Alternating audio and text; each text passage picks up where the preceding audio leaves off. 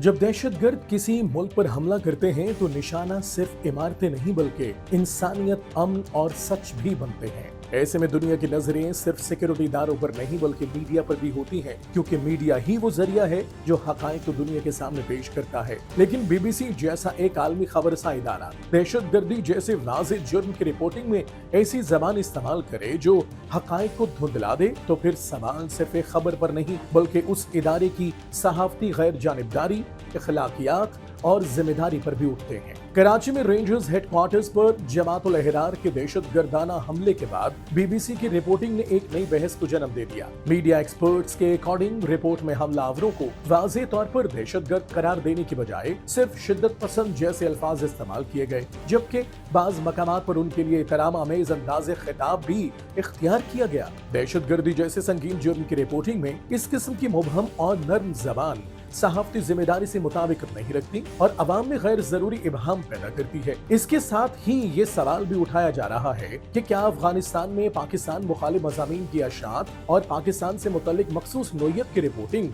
सहाफती गैर जानिबदारी के तकाजों से हम आहंग नहीं? ऐसे खदशात उस वक्त मजीद शिद्दत इख्तियार कर जाते हैं जब पाकिस्तान खुद गुज़िश्ता कई दहाइयों से दहशत गर्दी का बराह रास्त शिकार रहा हो। इस जंग में हजारों शहरियों और सिक्योरिटी एहलकारों ने अपनी जानों की कुर्बानियां दी, जबकि मुल्क को अरबों रुपए के माशी नुकसानात भी बर्दाश्त करना पड़े। इस पस मंजर में दहशतगर्दी के खिलाफ दो टोक और गैर मुबहम मौक़िफ़ इख्तियार करना सिर्फ सहाफती जिम्मेदारी नहीं बल्कि एक अखलाकी और इंसानी तकाजा भी है। मीडिया दहशतगर्दी के खिलाफ अवामी शऊर बेदार करने, हम दुश्मनों के बयानिए को मुस्तरद करने और सच को दुनिया के सामने लाने में बुनियादी किरदार अदा करता है। इसीलिए बैनुल-अक़वामी सहाफती उसूल इस बात पर जोर देते हैं कि दहशतगर्दी से मुतल्लिक रिपोर्टिंग में दुरुस्त, वाज़ेह और गैर मुबहम इस्लाहात इस्तेमाल की जाएं। बीबीसी की इस रिपोर्ट में इख्तियार की गई जबान ने ये तासुर पैदा किया कि इदारा इस हसास मामले पर वो वजाहत इख्तियार नहीं कर सका जिसकी तवक्को एक आलमी खबरसां इदारे से की जाती है।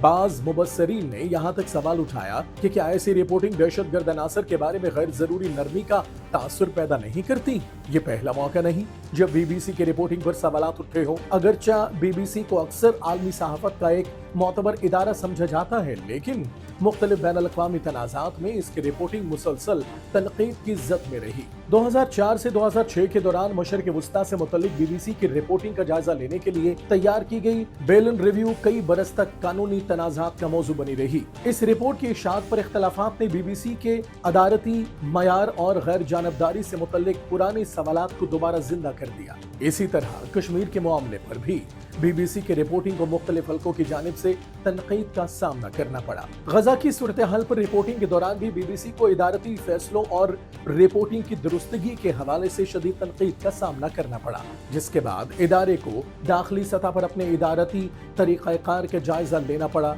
ये तमाम वाक़यात इस हकीकत की निशानदेही करते हैं कि कोई भी बैनुल-अक़वामी मीडिया इदारा तनकीद और एहतसाब से बालातर नहीं। दहशतगर्दी किसी एक मुल्क, कौम या मजहब का मसला नहीं बल्कि पूरी इंसानियत के लिए एक मुश्तरका खतरा है। इसलिए आलमी मीडिया की जिम्मेदारी है कि वो हर वाक़े को शवाहिद, शफाफियत, दुरुस्त इस्तिलाहात और गैर जानबदारी की बुनियाद पर रिपोर्ट करे।